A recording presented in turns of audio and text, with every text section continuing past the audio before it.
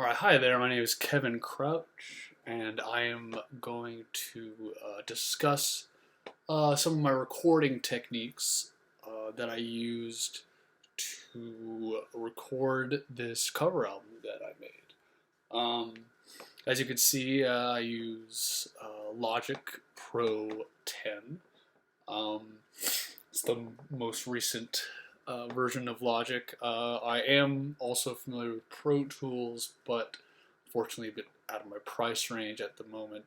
I find Logic to be pretty um, interchangeable in terms of home recording. Don't have to really worry about like the nitty gritty, like super nice recording, like techniques and all that kind of stuff.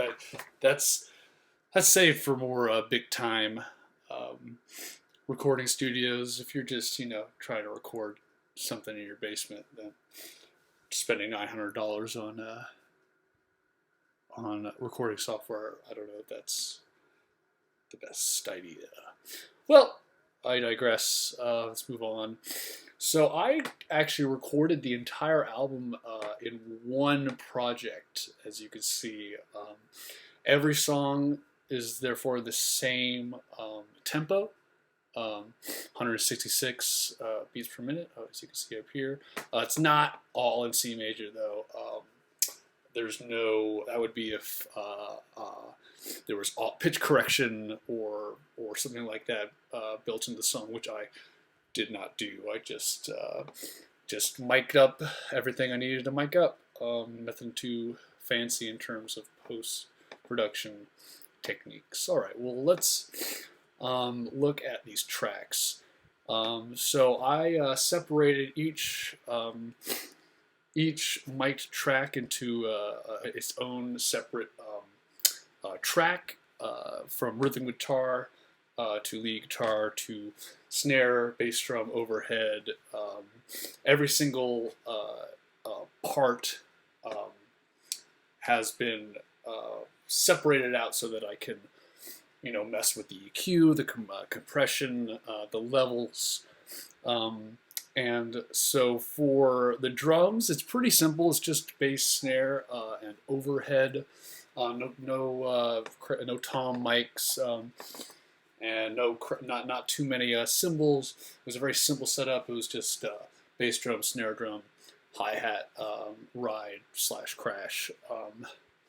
I recorded different lead guitar parts. Some of them were recorded live through my amplifier, which is an Orange 120 watt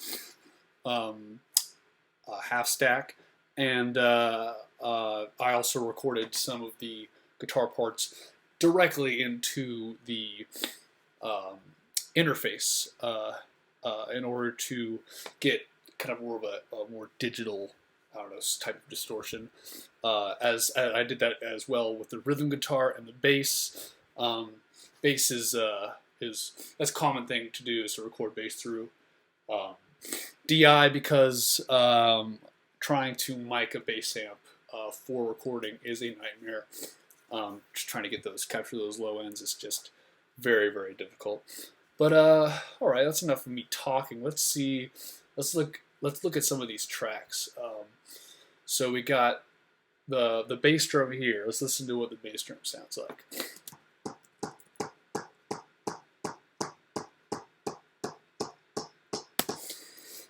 It's pretty straightforward, just 4 on the floor. But then let's see what happens when we add in the snare and overhead.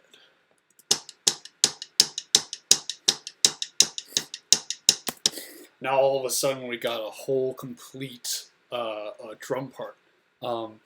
And even though I was playing this at all these 3 parts at the same time, I can mess with the levels and with the compression just to make it sound different. And so there's really like, in today's day and age, there's an amazing amount of things you can do.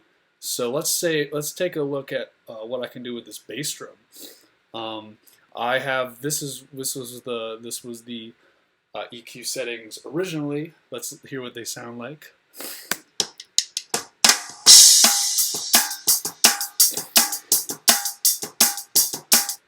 Now let's see what we look at. We got, I mean, you could also choose, they always have like little presets that you can go on.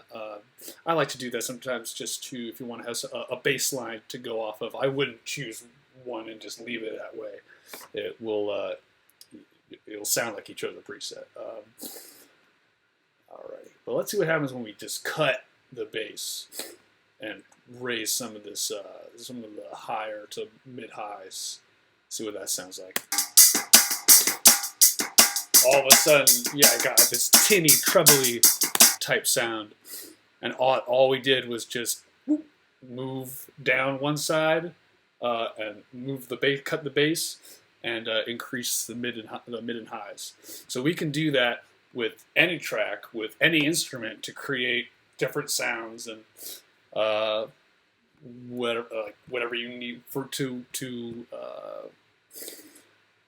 create the mood or kind of timbre that you're looking for. For me, it was looking for a distorted, kind of gritty yet like it could still be catchy. That was my goal for like these guitar parts and stuff. So let's take a look at these guitar parts.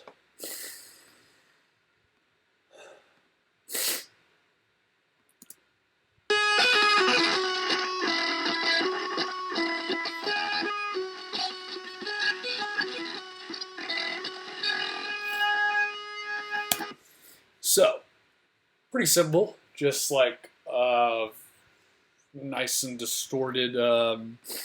We got, let's take a look at the amp that we use. Like this was something that I created using digital effects. You can see you can mess around with gain, all like as you would like on a regular amp, from gain to all the EQ, bass, mids, and treble. Got your level over here. And even messing with effects such as tremolo and depth of like flanger and stuff like that. And like everything else, I can also change the EQ if I wanted to. I left it simple here. I didn't do any mess around with the EQ on this one because I was already, there's an EQ setting built into the amp, so it would be an EQ filter on top of an EQ filter.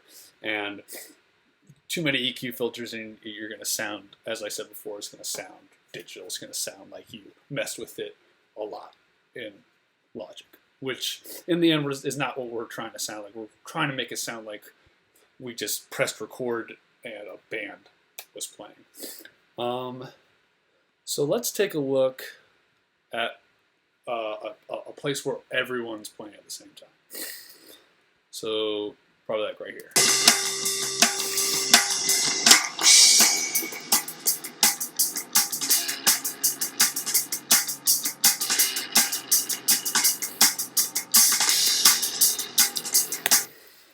So,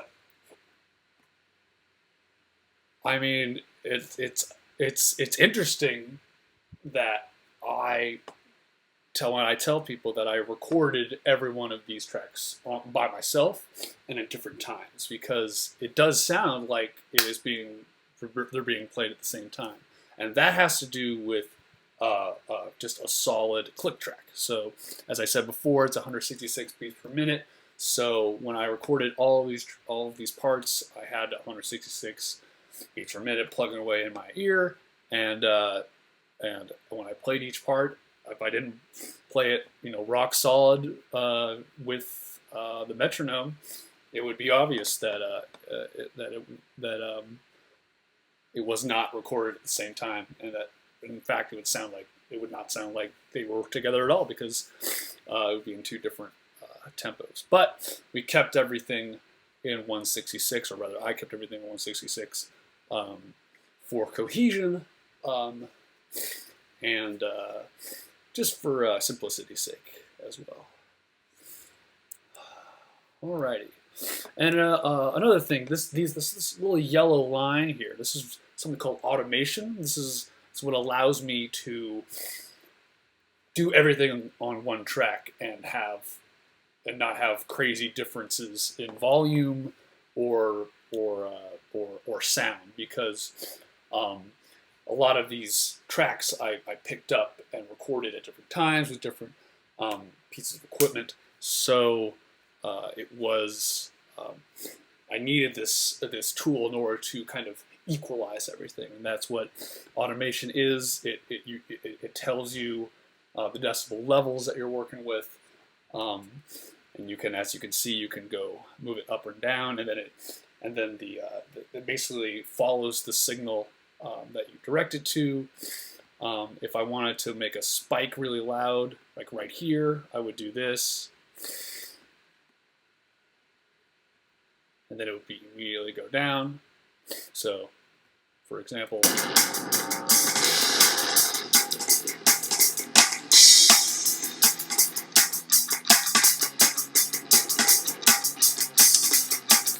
yeah, so, I mean, just like that.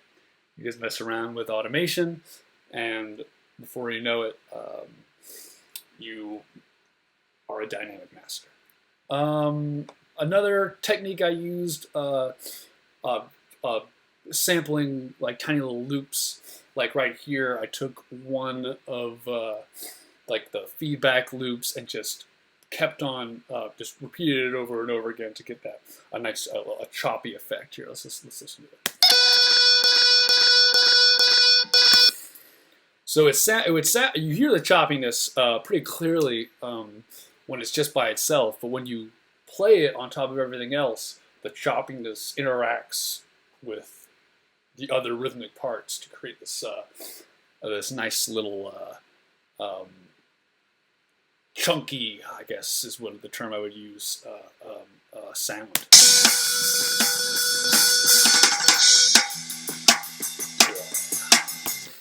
So, yeah, so that's what I recorded. This is when I was focusing directly on recording the instrumentals, so guitars, bass, drums, and all that. And then I would take the whole file itself and then record vocals on top of something else. So like something like this.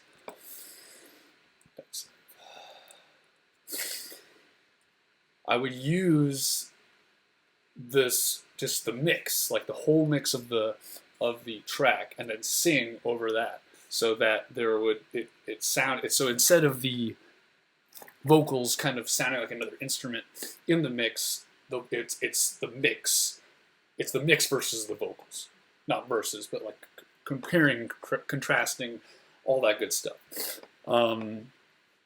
So, and I just did that with every one. I took each, I bounced each file when I had the mix that I wanted, and then I would record the vocals over it. For vocal settings, I was a big fan of distortion and reverb. Nothing too intense, as you could see in terms of settings. Like the output is barely above like the normal range for lower level decibels. This right here as well is like I try to make it more of like a smaller room in terms of trying to get that reverb on the vocals, and then I tried to get those same settings for every song, so that as before, as I said, there was that cohesion. Yeah. And as usual, you can mess with EQs. In fact, I think EQ on vocals is probably you could see the starkest changes. So something like this is. Let's listen to what it originally is.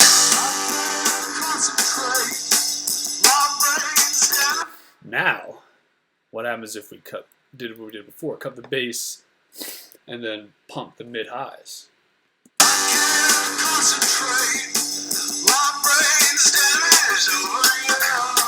And now we got that, now we got a cool little megaphone effect.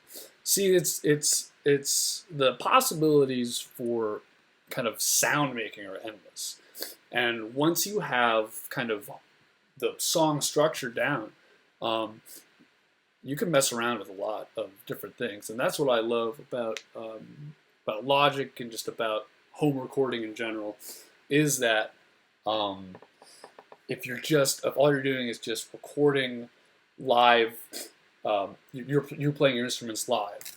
Um, you get the song structure down, you get the bass line, you get the chords down, and then you can really establish your style in the mixing booth. That's where you find out if you're Steve Albini, or if you're the guy who mixes all Maroon 5 stuff. Like this is how you discover your abilities, your styles, your passions, is just by jumping in. And that's what I did for this. As I listened to this record, this Waves record 5, over and over and over again, and at one point I was singing the songs in my head without even listening to the songs at the time. I got to a point where I was memorizing these tracks and these parts, and what good was memorizing these parts if I couldn't play them? And so this is the truest way I could interact with this music and with music in general, is to try to find its core and try to recreate it in my own way. So thank you for sticking around and listening, and I hope you learned something.